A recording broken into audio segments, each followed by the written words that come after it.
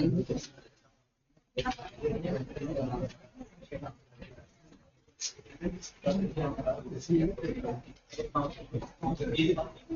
जी जनाब, हमारे जो IS-20 के कॉन्सेप्ट कंप्लीट हो गए हैं। वो एक कॉन्सेप्ट है कि government grant related to asset, ये मैं वो लिख रहा हूं जो कंप्लीट हो गए हैं। Government grant related to non monetary, अगर आपको कोई नॉन मॉनिटरी फॉर्म में गवर्नमेंट ग्रांट मिलती है तो उसको किस वैल्यू पे रिकॉर्ड करते हैं? फेयर मार्केट वैल्यू या नॉमिनल वैल्यू? फेयर वैल्यू या नॉमिनल वैल्यू। फिर हमने कल फॉरगिवेबल लोन पढ़ा। फॉरगिवेबल लोन एक तो ऐसे होता है कि आपको पूरा लोन ही माफ हो जाता है, वो सारे का सारा गवर्नमेंट ग्रांट होगा, किस मकसद के लिए मिला है उस हिसाब से वो अमोर्टाइज होगा। फिर एक होता है लोअर रेट के ऊपर ग्रांट मिलता है, लोन मिलता है। उसका तरीकाकार हमने क्या पढ़ा कि पहले जिस रेट पे हमें मिला फ्यूचर वैल्यू, फिर उसकी प्रेजेंट वैल्यू फाइंड करके लोन की वैल्यू का डिफरेंस, लोन वो होगा गवर्नमेंट ग्रांट और बाकी का लोन। फिर उसके बाद आज हमने पढ़ना है, और ये भी इंपॉर्टेंट है, ज्यादातर ये डिस्कस करने वाले सवाल आते हैं,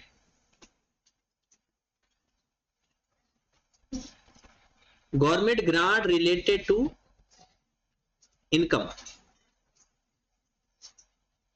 गवर्नमेंट ग्रांट रिकग्निशन क्राइटेरिया का हो गया। Government grant related to income,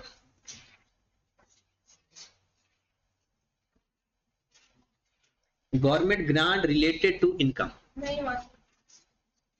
Recognition criteria, government grant will be recognized, will not be recognized until all conditions, वही तो recognition criteria है। Government grant related to income. जी मेरे भाई, रिलेटेड टू इनकम का मतलब क्या है? ये कहते हैं रिलेटेड टू इनकम है, होता रिलेटेड टू एक्सपेंस है, नाम इसका रिलेटेड टू इनकम है। क्या होता है इसके लिए? सपोज आप कहते हो कि एक रूरल एरिया में गवर्नमेंट आपको कहती है कि आप अपना प्रोजेक्ट स्टार्ट करें, अपनी फैक्ट्री लगाएं, और उस फैक्ट्री में कम से कम 100 एम्प्लॉइज ना लोकल रखने हैं। लोकल मतलब उस एरिया के। गवर्नमेंट ऐसा क्यों करती है? MNA या MPA जो लोगों के हैं, वो उस एरिया के लोगों की एम्प्लॉयमेंट बढ़ाने के लिए, उनको थोड़ा सा कॉन्फिडेंस में लेने के लिए ये काम करती है। अब आप कहते हो कि भाई मैं 100 लोगों का या इतने लोगों की सैलरी कैसे बेयर करूंगा? तो गवर्नमेंट आपको कहती है कि ठीक है, ऐसा है कि अगले 5 सालों तक ना, जब तक तू स्टेबल नहीं हो जाता, मैं आपको 12 लाख रुपया प्रोवाइड कर देती हूं in case of salary of these local employees. अब ये तो गवर्नमेंट ने 12 लाख दे दिया, अब हम जो उनको सैलरियां दे रहे हैं, हो सकता है वो टोटल 15 लाख बन रही हो सकता है 18 लाख बन रही, और ये भी हो सकता है कि 12 लाख ही बन रही हो। तो हमने इस 12 लाख को एडजस्ट कैसे करना है? कैसे करना चाहिए? जिस तरह से उनकी सैलरी आती जाए उसी रेट के हिसाब से, जिस महीने ज्यादा सैलरी दे रहे हैं ज्यादा ग्रांट एडजस्ट कर दें, जब कम सैलरी दे रहे हैं कम ग्रांट एडजस्ट कर दें। लेकिन शर्त क्या है? 5 साल तक 100 एम्प्लॉइज आपने लोकल रखना ही रखना है। अगर आपने 5 साल से पहले 100 एम्प्लॉय से कम लोग रखे तो पैसे वापस करने पड़ेंगे। Got it? अब जब आपको ये 12 लाख मिल जाएगा तो फिर इसके फर्दर प्रेजेंटेशन के 2 तरीके हैं, एक directly deduction,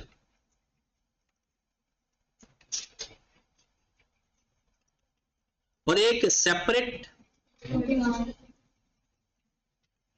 recognise as deferred grant.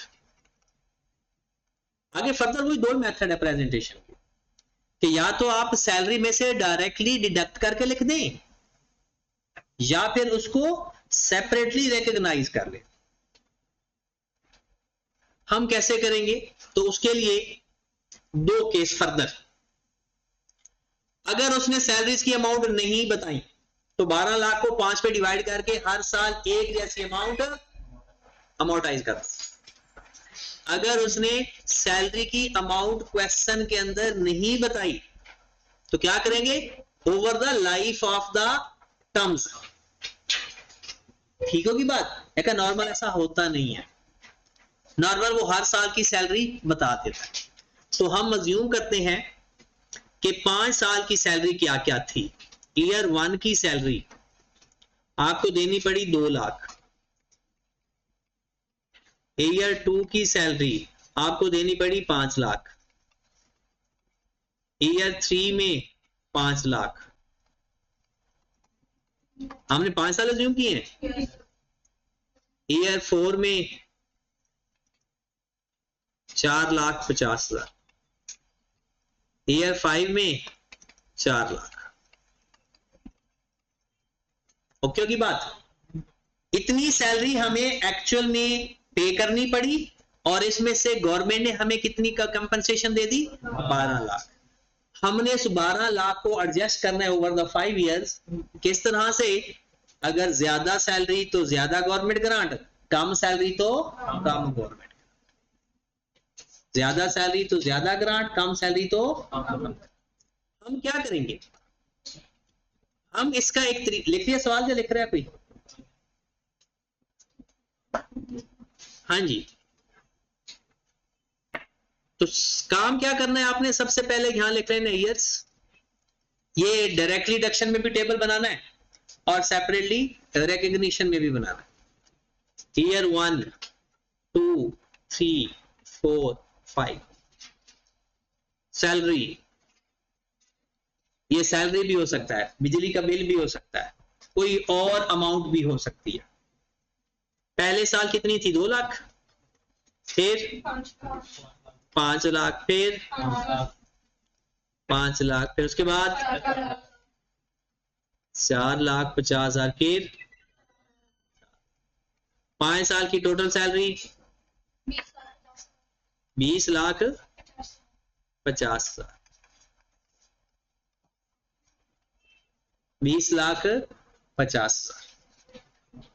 अब आपने इस 20 लाख के बदले 12 लाख तो आपको मिल गया ना। उस 12 लाख को इसके अंदर कैसे सेट ऑफ या नेट ऑफ करेंगे वो तरीकाकार सीखना है। इसको सेट ऑफ करना है जितनी गवर्नमेंट ग्रांट। क्या तरीकाकार होगा? एलोकेशन। जितनी ग्रांट आपने देनी है डिवाइडेड बाय टोटल और मल्टीप्लाइड बाय एनुअल सैलरी। हर साल की एनुअल सैलरी मल्टीप्लाई करते जाओगे तो उसको पता हमें पता चल जाएगा कि कितनी ग्रांट के साल एडजस्ट करनी है। तो पहले साल कितना आंसर आ रहा है? 1,1,7,073। दूसरे साल 2,926,833। फिर 2,926,833। फिर 2,634,15। 2,634,15। फिर 2,34,146। और ये टोटल 12 लाख होना चाहिए क्योंकि जितने को एडजस्ट कर रहे हो उतना ही होना चाहिए। ये टेबल आप लोगों ने डायरेक्टली डिडक्शन में भी बनाया करना है और सेपरेटली रिकॉग्निशन में भी। अच्छा, ये गवर्नमेंट ग्रांट आपको आपके एक्सटेंट से क्या ज्यादा मिल सकती है? मतलब आपके 20,50,000 सैलरी बन रही हो, गवर्नमेंट ने आपको 25 लाख दे दियो, पॉसिबल है ये? तो फिर जो डिफरेंस आएगा वो इनकम में रिकॉर्ड कर देंगे। जो डिफरेंस आएगा वो इनकम में रिकॉर्ड कर देंगे।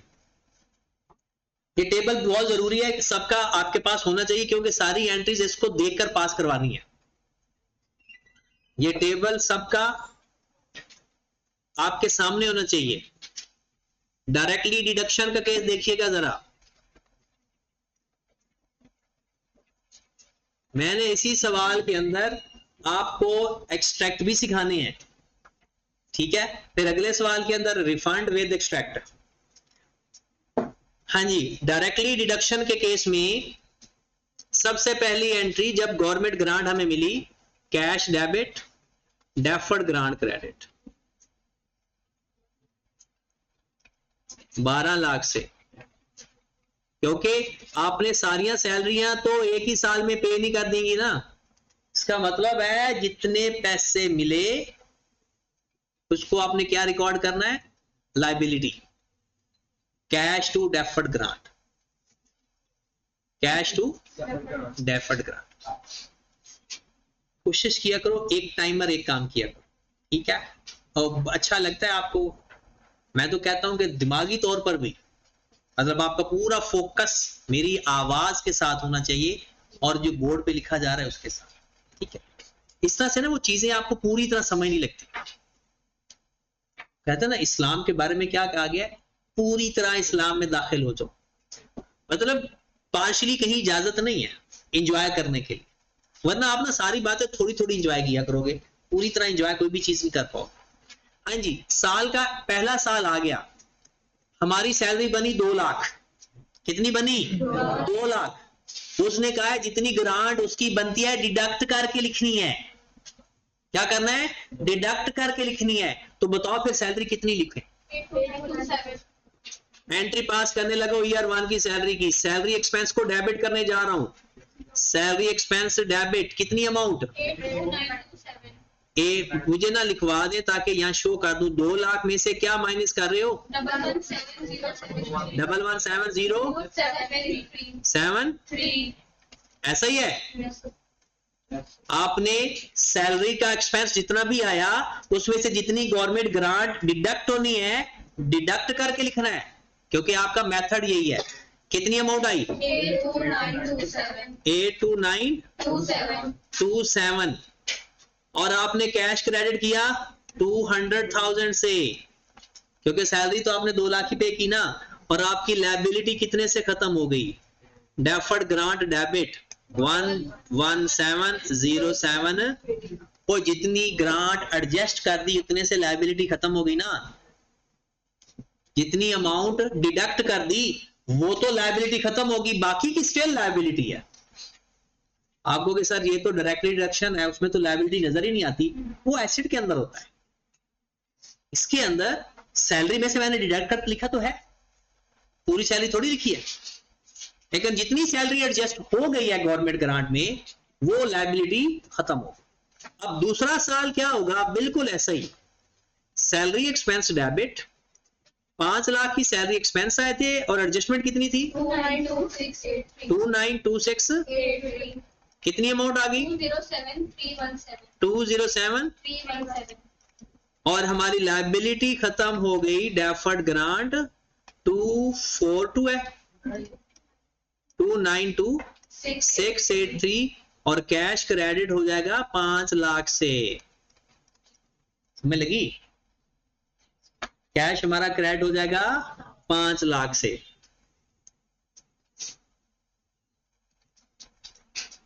तीसरे साल चले, फिर तीसरे साल पे आ जाएं।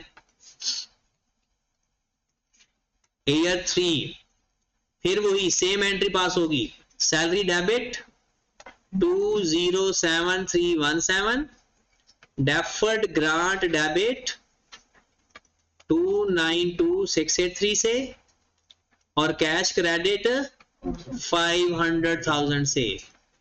समझ लग रही है? पहले आपने बना लेना टेबल, फिर उस टेबल के बाद जितनी ग्रांट एडजस्टेबल है वो एडजस्ट करते जाना है। और मजे का तो सवाल तब होगा ना जब ग्रांट ज्यादा आएगी।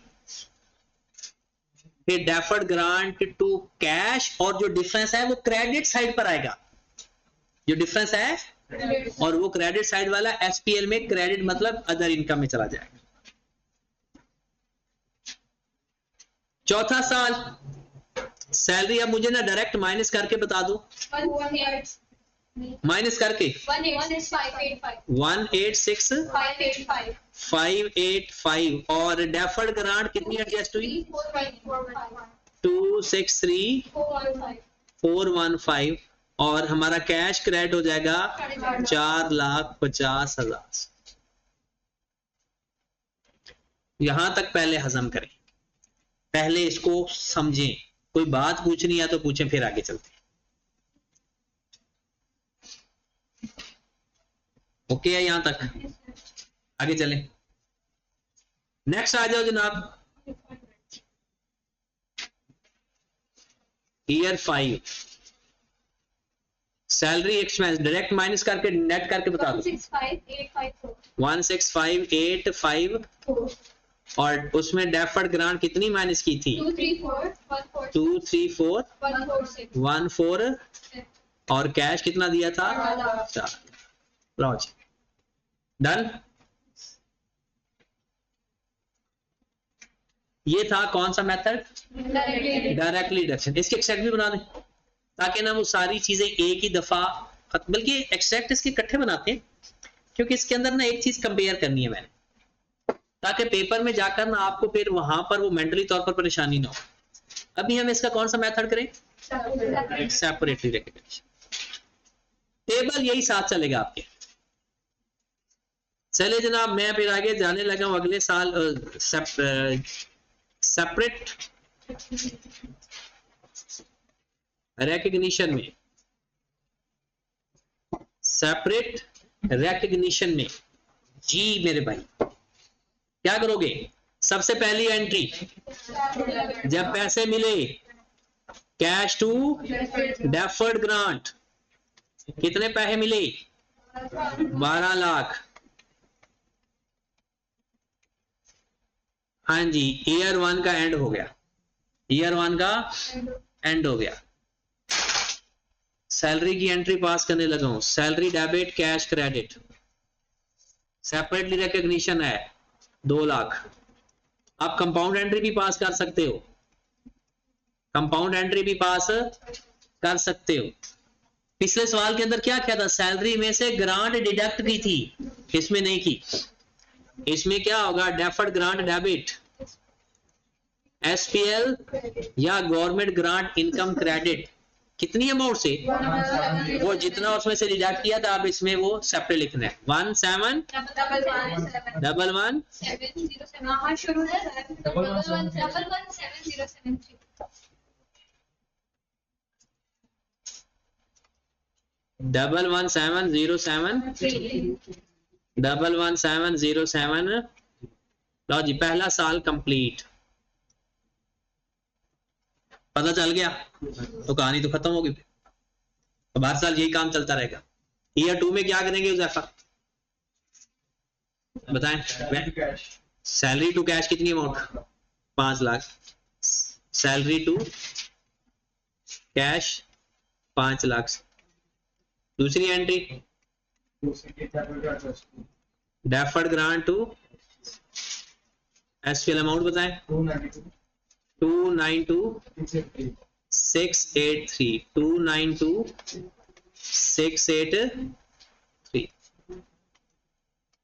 हाँ जी।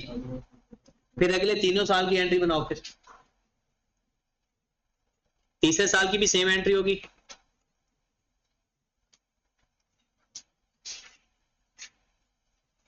सैलरी टू कैश 5 लाख से और डेफर्ड ग्रांट टू एसपीएल कितनी अमाउंट से 292,683 ईयर 4। चलो आप एंट्री पास कर लो, मैं फिर एक्सट्रैक्ट बनवाता हूं। इन दोनों सालों की अगली एंट्रीज पूरी करो।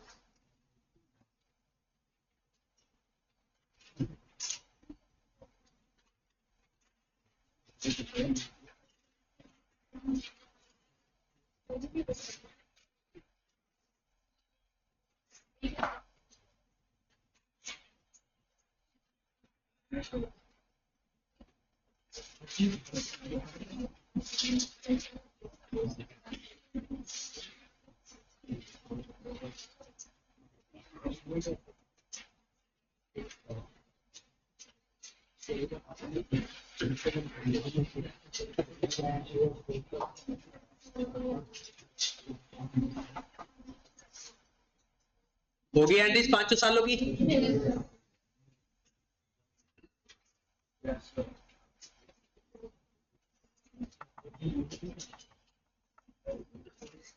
आगे चलें फिर। हाँ जी जनाब, इसके एक्सट्रैक्ट आ जाते हैं दोनों केसेस में। एक हम एक्सट्रैक्ट बना देते हैं, मैं नाम नूम नहीं लिख रहा, फिलहाल डायरेक्ट एसपीएल के एक्सट्रैक्ट बनाने लगा। 2000 year 5, year 4, year 3, year 2, year 1। Paper में जितने साल कहेगा उतने साल बनाएंगे। और दूसरे केस में ये कर लेते हैं डायरेक्टली डिडक्शन में।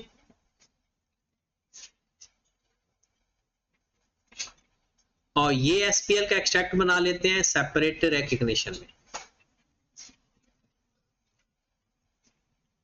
हाँ जी जनाब, डायरेक्ट डिडक्शन में मेन क्या देखना है, हर साल आपका कौन सा इनकम और कौन सा एक्सपेंस है। जाओ जरा अपनी डायरेक्ट डिडक्शन की एंट्रीज में और वहां जाकर देखो कितने एक्सपेंस सालाना आ रहे हैं हर साल और कितनी इनकम या एक्सपेंस है। जाकर ढूंढो क्या इनकम क्या एक्सपेंस है। किसी भी किस्म का इनकम या एक्सपेंस है तो उठाएं, सिर्फ एक्सपेंस है, और वो भी कौन सा, सैलरी एक्सपेंस। सैलरी एक्सपेंस कितने, पांचवें पहले साल में कितना था, 82927। दूसरे साल 207317। तीसरे साल भी सेम था 207317।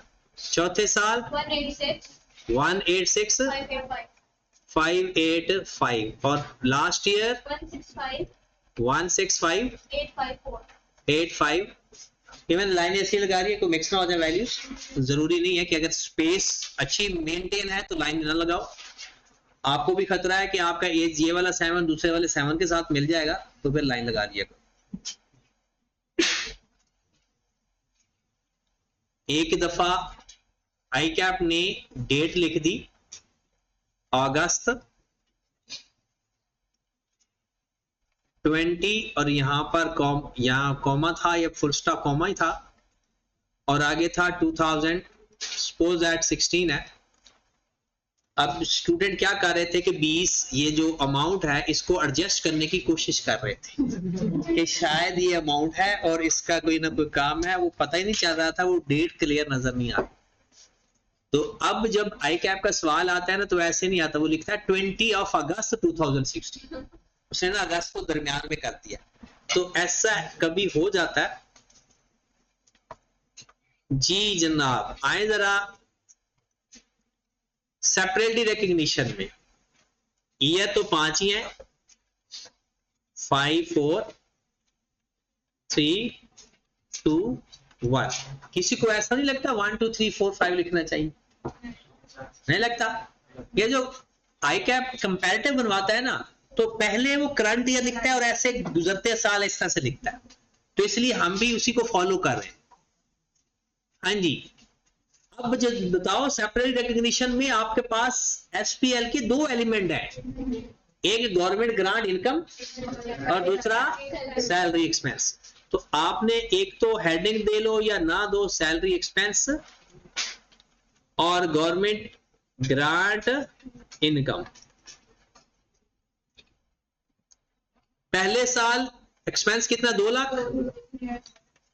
चाहे तो एक्सपेंस को ब्रैकेट में लिख दो या इनका किसी एक को ब्रैकेट में लिख दिया करो।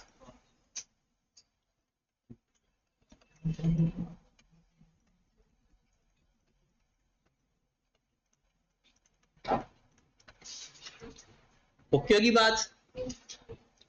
अब ग्रांट पहले साल 117073, फिर दूसरे साल 292683, 292,683 263 415 23146 लो जनाब, ये तो हो गया कंप्लीट। एसपीएल के दोनों एक्सट्रैक्ट कंप्लीट हो गए। इसके जो इंटरेस्टिंग एक्सट्रैक्ट है ना, वो इसके एसओएफपी के। यहां तक ओके? चलो जी, फिर आगे चलते हैं एसओएफपी के ऊपर। चलो, जो नोट कर रहे हैं वो कर लें, तब तक हम एसओएफपी, इसमें वो करंट और नॉन करंट अलग अलग कर सकते हो, और ना करना चाहो तो फिलहाल हम करें या ना करें? चलो कर ले। आप कहते हो सारा काम उसी करवाना।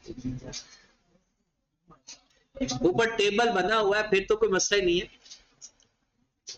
Year 5, year 4, year 3, year 2, year 1 lines भी लगा लेते हैं ताकि ना मिक्स ना हो जाए। Non current liability, current liability, deferred grant.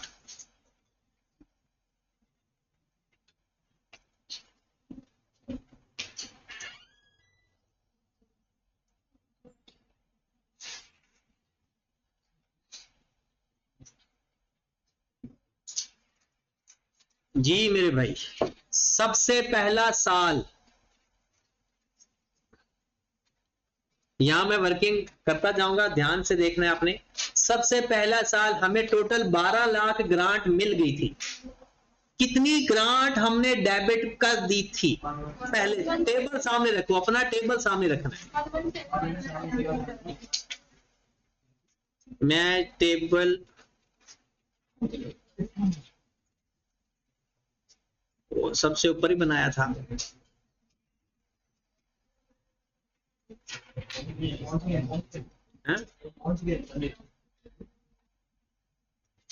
ये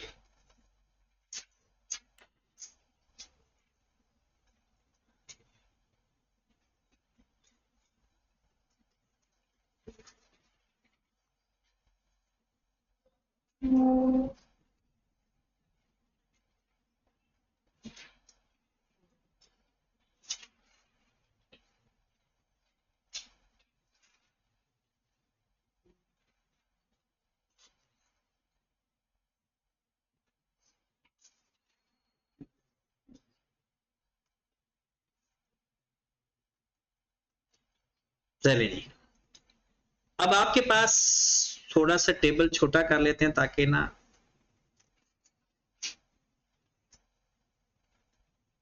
चलें यहां पर अब थोड़ा आसान हो जाएगा हमारे लिए, ताकि चीजें भी आपके पास सामने पड़ी हैं। अब मुझे बताएं कि पहले साल ये वाली अमाउंट किधर चली गई? इनकम में पहले साल। बाकी सारी लायबिलिटी, बाकियों में से ना ये वाली करंट और बाकी सारी नॉन करंट। मतलब ओवरऑल देखिए, 12 लाख में से ये तो माइनस कर देंगे, 12 लाख में से वो तो गई इनकम में, बाकी ये भी खत्म कर देंगे क्योंकि ये करंट में गई, और ये तीनों किस में बच गई? तो अब हमने यहां पर ईयर 1 में लिखना है करंट लायबिलिटी के सामने 292,683, और इन तीनों को प्लस करके नॉन करंट 790,244। ये आपका मेथड है, जैसे मर्जी करें, 12 लाख से माइनस करके करना है, जैसे भी करना है, टेबल से ही आपको सारी वैल्यूज मिल जाएंगी। अब आ गया दूसरा साल। दूसरे साल में ये भी किधर चली गई? इनकम में। ऐसा ही है, ये वाली अमाउंट करंट लायबिलिटी और ये वाली अमाउंट नॉन करंट लायबिलिटी।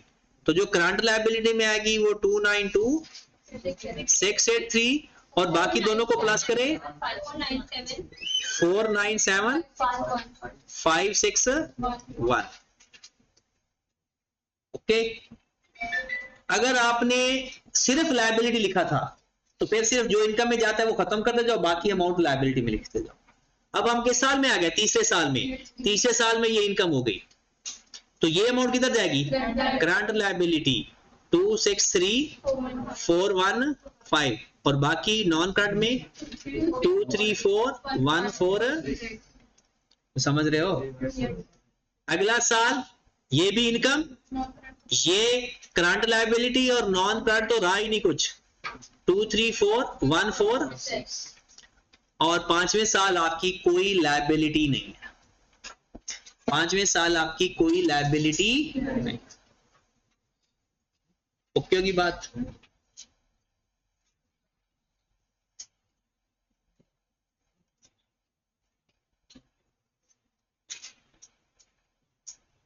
ये क्या था भला? Directly deduction. ये क्या था? अब आओ जरा सेपरेटली रेक्टिफिकेशन।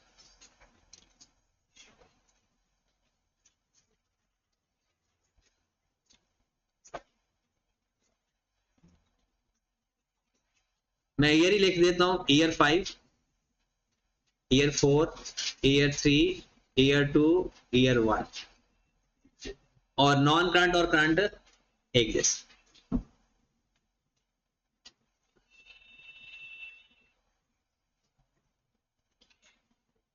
हाँ जी, ईयर 1 में 790,244, 292,683, 4 97561, 292,683 100% बराबर होते हैं इसके एसओएफपी के एक्सट्रैक्ट। 234,146, 263,415, पेज 234,146 कैसे बराबर होते हैं चेक करके देखो। सबसे पहले हमने कितनी लायबिलिटी लिखी थी? 12 लाख। 12 लाख में से उस साल कितनी लायबिलिटी एसपीएल में चार्ज कर दी थी? पहले साल ही ये अमाउंट चली गई थी एसपीएल में, ये वाली अमाउंट। और अगले साल जिसने जाना है वो किस में जाएगी? और यही वही अमाउंट्स हैं, या तो डिडक्ट कर रहे थे या अलग से एसपीएल में चार्ज कर रहे थे, तो इसमें कोई फर्क नहीं आता। जो सवाल होता है ना रिलेटेड टू एसेट, उनका एसओसीआई एसओएफपी सारे अलग अलग बनते हैं, उनके रिफंड का केस भी अलग होता है। इसका सिर्फ एसपीएल का एक्सट्रैक्ट अलग होता है और एंट्रीज अलग होती है। इसका एसओएफपी का एक्सट्रैक्ट और रिफंड का केस भी इसमें सेम होता है, मतलब इसकी रिफंड की एंट्री भी सेम होती है और इसका एसओएफपी का एक्सट्रैक्ट भी सेम होता है। आप चेक करके देख ले, अगर ये वेरीफाई नहीं हो रहा तो मुझे बताएं, वही अपनी एंट्री जाकर देखें। लायबिलिटीज को देखना है ना, तो हर साल कितनी लायबिलिटी डेबिट हो रही थी, वो जो उधर से डिडक्ट हो रही थी अब इसमें अलग से इनकम में जा रही थी। चलो जनाब, ये हमारा काम हो गया रिलेटेड टू इनकम का दोनों केसेस में। अब इसको देखें समझें, आगे चलते हैं फिर।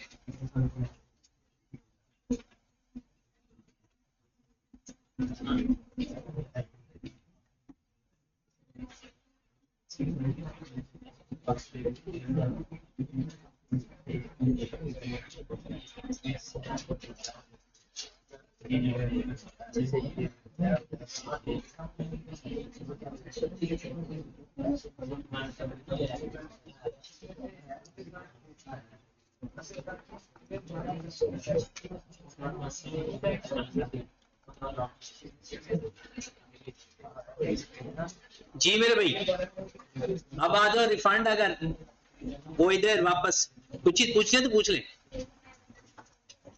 अब केस क्या बन रहा है कि अगर हमने दरमियान में वायलेशन कर दी और हमें पैसे वापस करने पड़ गए तो क्या करेंगे? रिफंड कैसे करेंगे?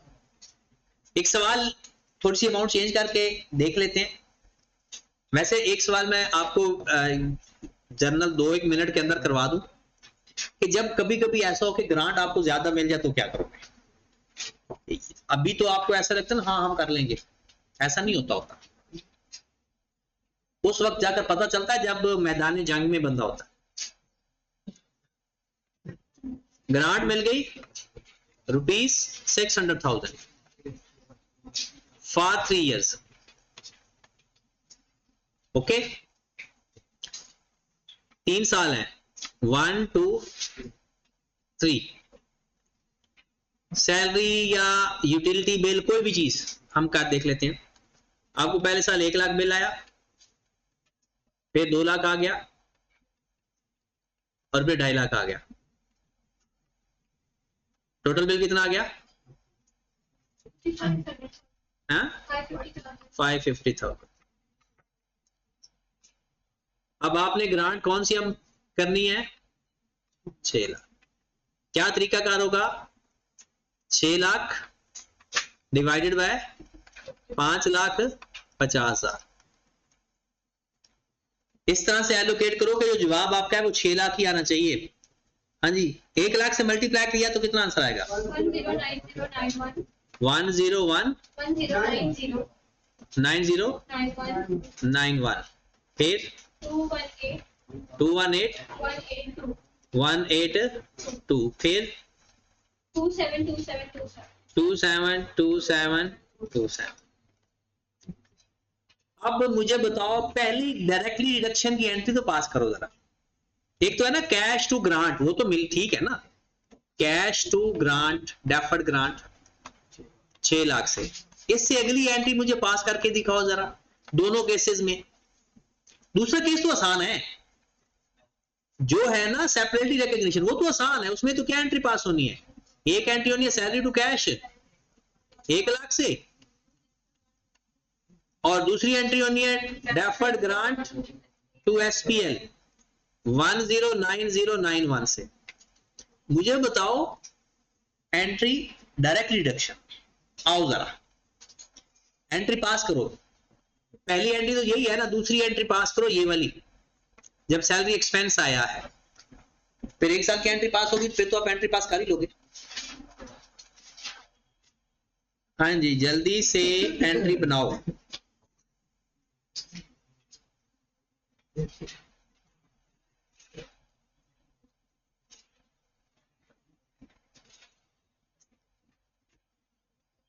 पहले जी मोस्ट सीनियर लोगों से पूछते हैं पहले। हाँ जाफा, क्या एंट्री बनाई है आप?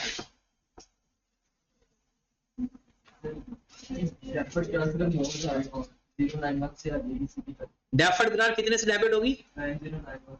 109091 से। ठीक है, क्रेडिट करूंगा, लायबिलिटी कम कर।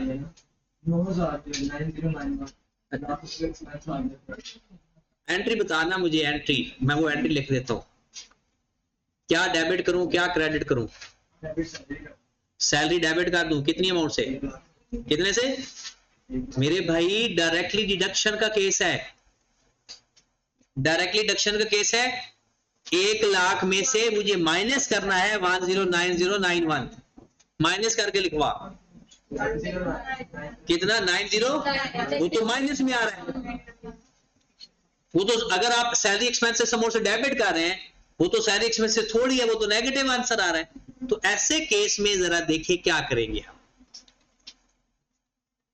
अब ये यहां पर इस्तेमाल होता है प्रोफेशनलिज्म। आप मुझे बताएं, जो आपकी लायबिलिटी कम होगी डेफर्ड ग्रांट, वो होगी 109091 से। ये तो इतनी अमाउंट से डेबिट होनी है हर हाल में, चाहे सेपरेट रिकॉग्निशन हो। मेरा कैश कितना आउट हुआ? कैश मेरा 1 लाख से आउट हुआ, तो मेरा डिफरेंस किस साइड पर आ रहा है? क्रेडिट साइड पर। और वो किस में चला जाएगा? इनकम बन जाएगी। जितनी हमें ग्रांट ज्यादा मिली है, कम मिली तो डिफरेंस माइनस करके एक्सपेंस में लिख देंगे, लेकिन ग्रांट तो बढ़ गई, खर्चे से भी ग्रांट ज्यादा हो गई, तो जितना डिफरेंस आएगा वो हमारी इनकम बन जाएगी। और कितनी अमाउंट है? 9091। हर साल यही काम करेंगे, deferred grant debit, cash credit, और वो जो डिफरेंस है अगर डेबिट साइड पर आया तो सैलरी, क्रेडिट साइड पर आया तो एसपीएल, मतलब डेबिट साइड पर आया तो एक्सपेंस, क्रेडिट साइड पर आया तो इनकम। ये बात आप भूले ना आपको। तो डायरेक्टली डिडक्शन है ना। ओ मेरे भाई, डायरेक्टली डिडक्शन का फिर तो सेपरेट रिकॉग्निशन आ गया कि पहले हम पूरी पूरी सैलरी चार्ज करें, वो तो सेपरेटली रिकॉग्निशन हो गया कि सैलरी को पूरा एक्सपेंस लिखें, और जब डिडक्ट करोगे तो माइनस तो करना पड़ेगा ना। ठीक होगी बात। अगले साल क्या करेंगे ईयर 2 के अंदर? डेफर्ड ग्रांट डेबिट कितनी अमाउंट से बोला? 218,182। कैश क्रेडिट कितनी अमाउंट से? 2 लाख से। जो डिफरेंस है वो एसपीएल में कितना? 18182। और मुझे उम्मीद है कि अगला पार्ट हो जाएगा। चलें जी, अब आ जाते हैं इसका last case, refund related to government grant. Refund related to government grant income.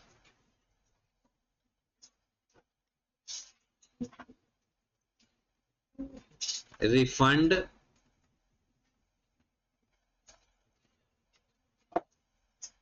Related to government grant income. Refund related to government grant income.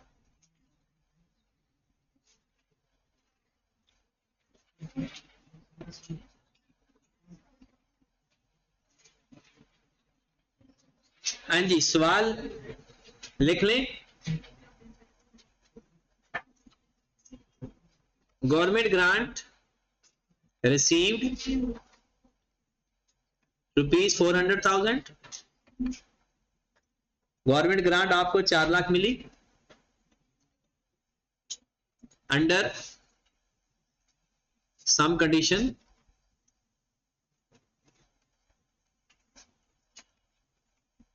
for 4 years.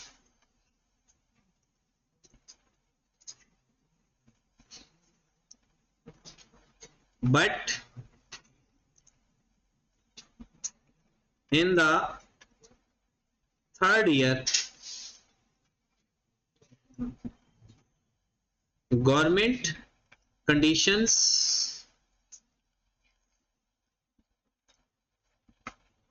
cannot be complied. So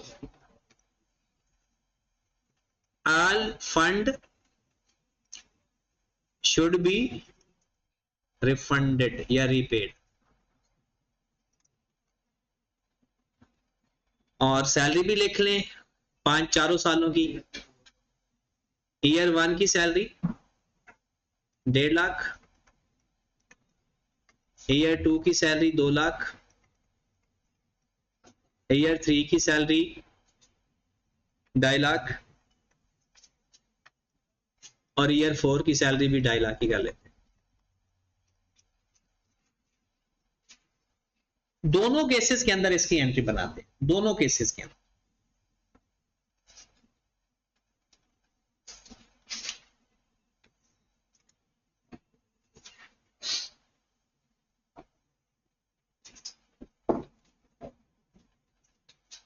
लिख लिया सवाल?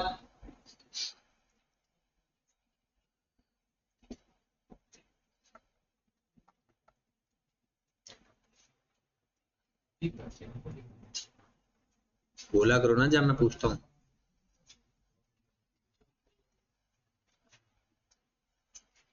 टाइगर बिस्किट खाया करो।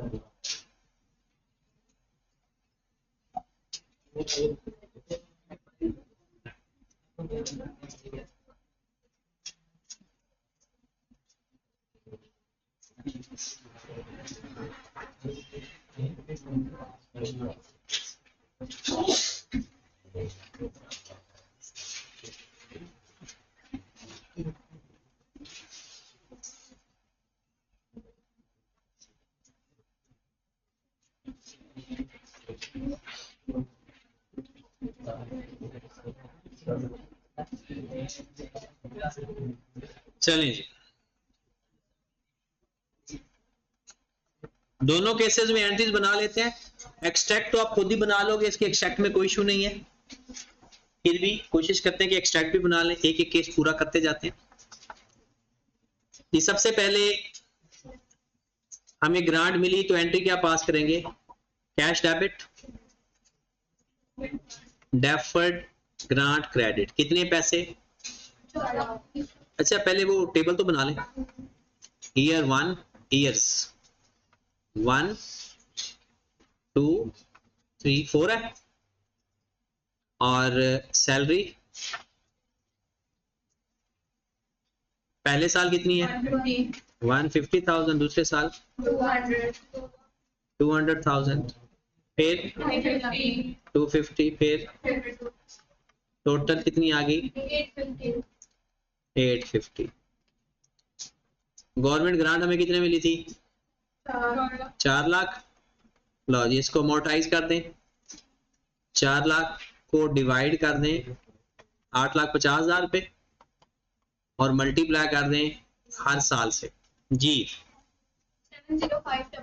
707 705 88 9418 64 11764। हाँ जी, हमें पैसे मिले, हमने इसका टेबल बना लिया। अब हमने इसको चाहे डायरेक्ट डिडक्शन से कर लें चाहे, और तीसरे साल हमने पैसे वापस भी करने हैं। और याद रखें हमने उसको कैसे ट्रीट करना है कि साल के शुरू में जब मर्जी पैसे वापस करो, समझना है पैसे साल के शुरू में ही वापस कर दें। डेफर्ड ग्रांट कैश डेबिट कितने से? 4 लाख से, और डेफर्ड ग्रांट क्रेडिट 4 लाख से। हम पढ़ रहे हैं डायरेक्टली डिडक्शन। ईयर 1 का एंड आ गया, salary debit, deferred grant debit, cash credit. Cash तो आ जाएगा 1,50,000 से। मुझे बताओ डेफर्ड ग्रांट कितनी एडजस्ट करेंगे? 70588 7941। दूसरे साल भी same, salary, deferred grant, cash. Cash हमारा गया 2 लाख और डेफर्ड ग्रांट कितनी है? 9411 और इसका डिफरेंस 10588। अब आ गया हमारा क्रिटिकल ईयर। तीसरे साल हमें पैसे वापस करने पड़ गए। तीसरे साल हमें पैसे वापस करने पड़ गए। अगर पूरे पैसे वापस करेंगे तो फिर तो कोई मसला नहीं आएगा, लेकिन अगर थोड़े पैसे वापस करो ना तो फिर ये एक बहुत ही टेक्निकल कैलकुलेशन बन जाएगी। वो कैलकुलेशन फिर टेस्ट में टेस्ट करेंगे क्योंकि टेक्निकल है। देखिए ईयर 3 में आपने कितने पैसे वापस किए? सारे। और सारे कितने बनते हैं? 4। जितनी पहले आप लोग डेफर्ड ग्रांट को खत्म कर चुके हो, या इसका आसान तरीका मैं आपको बताता हूं, जितनी लायबिलिटी रह गई है उसको डेबिट करो। जितनी लायबिलिटी 4 लाख से आपने एसेट को पहले लायबिलिटी अपनी क्रेडिट की हुई है, लेकिन पहले साल और दूसरे साल डेफर्ड ग्रांट को डेबिट भी तो कर दिया है, तो 2 सालों की लायबिलिटी तो आप खत्म कर चुके हो। वो कौन से 2 सालों की लायबिलिटी खत्म कर चुके हो? अगर आप टेबल में देखो तो जितने साल, ये देखो, ये दोनों अमाउंट्स लायबिलिटी खत्म कर चुकी हैं। तो आपने जितनी लायबिलिटी खत्म हो चुकी है वो तो गई, बाकी रह कितनी गई? जितनी लायबिलिटी रह गई उसको डेबिट कर दो, क्योंकि लायबिलिटी सारी खत्म करनी है। कितनी अमाउंट? 235,294। और जो बच गया वो एसपीएल। कितना डिफरेंस आएगा? 164,706। क्या करना है? जितने पैसे वापस किए क्रेडिट, जितनी लायबिलिटी बच गई है डेबिट, और जो डिफरेंस है वो एसपीएल को चार्ज करो। ओके होगी बात? फिर तीसरे साल हमने सैलरी एक्सपेंस की एंट्री भी तो पास करनी है। फिर तो ग्रांट हो ही खत्म गई, ग्रांट का तो मामला खत्म हो गया। अब सादा एंट्री, सैलरी टू कैश 250,000 से। तीसरे साल भी यही और चौथे साल भी यही, सैलरी टू कैश अब गवर्नमेंट ग्रांट नेट करना या सेपरेटली रिकॉग्नाइज करना कोई चक्कर नहीं, खत्म होगी कहानी। अब मेरे ख्याल में एक्सट्रैक्ट तो आप बड़े हो गए हो, बना लोगे हर तरह के एक्सट्रैक्ट, नहीं बड़े हुए?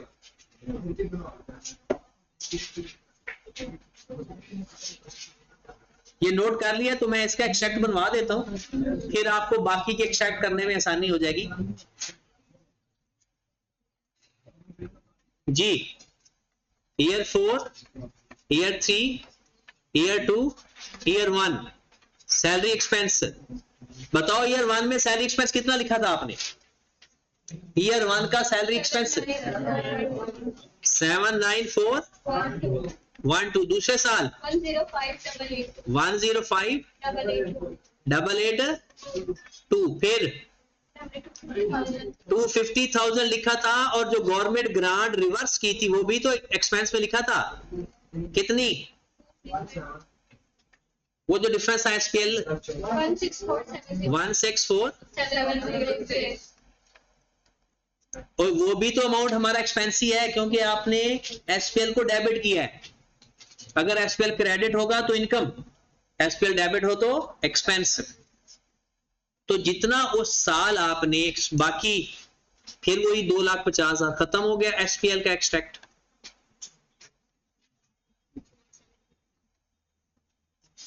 अगर मैं इसका एसओएफटी का एक्सट्रैक्ट बनाऊं तो करंट, नॉन करंट लायबिलिटी में क्या लिखूंगा? डेफर्ड ग्रांट, और करंट लायबिलिटी में क्या लिखूंगा? Deferred grant. सबसे पहले ईयर 1 में आओ, टेबल सामने है आपके।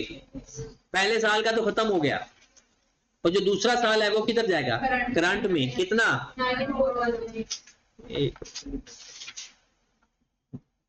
9411, और जो बाकी 2 सालों का है वो किधर चला जाएगा? कितनी अमाउंट है? 235,294। फिर दूसरे साल आ गए, दूसरे साल वाली अमाउंट भी गई, तो तीसरे साल वाली अमाउंट कितनी करंट लायबिलिटी में जाएगी? कितनी? 117,647, और ओके। जब हम जाएंगे ना तीसरे और चौथे साल, लायबिलिटी सारी खत्म। उसकी वजह क्योंकि वो वायलेशन हो गई थी ना, हमने पैसे सारे वापस कर दिए थे, तो ना तीसरे साल कोई लायबिलिटी है ना कोई चौथे साल लायबिलिटी, क्योंकि जब पैसे वापस कर दिए ना तो रिमेनिंग बच जाती लायबिलिटी तो ठीक है, लेकिन इनकम के केस में ना नहीं बचती होती। ये कौन सा केस था भला? डायरेक्ट। अगर सेपरेटली रिकॉग्निशन है तो बाकी एंट्री सेम है सिवाय पहली 2 सालों की। जी, पहले मुझे बताएं ईयर 1 पहली से पहली एंट्री तो क्या बनेगी? Cash to deferred grant. कितनी अमाउंट से? 4 लाख से।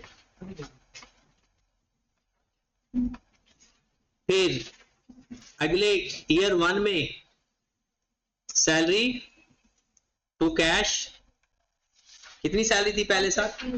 150, वो अलग, और डेफर्ड ग्रांट टू एसपीएल वो कितनी अमाउंट से? 705,888। ये लो जी, पहला साल पूरा, दूसरा साल। फिर सैलरी टू कैश 2 लाख, और डेफर्ड ग्रांट टू एसपीएल कितने से? 94,118,94। लो जी, तीसरे साल पैसे वापस करने जा रहे हैं, और पैसे वापस करने की एंट्री इसकी सेम ही है। क्या तरीका कार होगा? जितने पैसे वापस किए, जितने भी, जरूरी नहीं फॉल, जितने पैसे वापस किए, कितने वापस किए? पूरे पैसे। जितनी लायबिलिटी बच गई थी, और कि जैसे 4 लाख में से 2 दफा तो डेबिट कर दी, जो बाकी रह गई 2 सालों की वो प्लस करके डेबिट। कितना 235294 23 5294 और बाकी एसपीएल में 164। 77 ये एसपीएल क्रेडिट भी हो सकता है, एसपीएल डेबिट भी हो सकता है।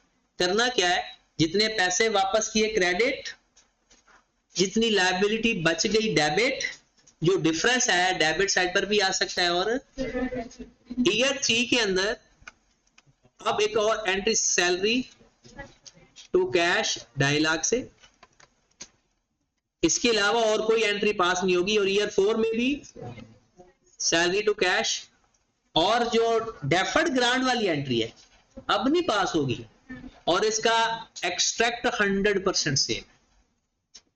ठीक होगी बात? तो ये आपका IAS 20 खत्म हो गया। कल हम इसके डिस्क्लोजर सीखेंगे और इसके पास पेपर के कुछ क्वेश्चन करेंगे। ठीक है, तो ये खत्म हो जाएगा। ठीक है, ओके।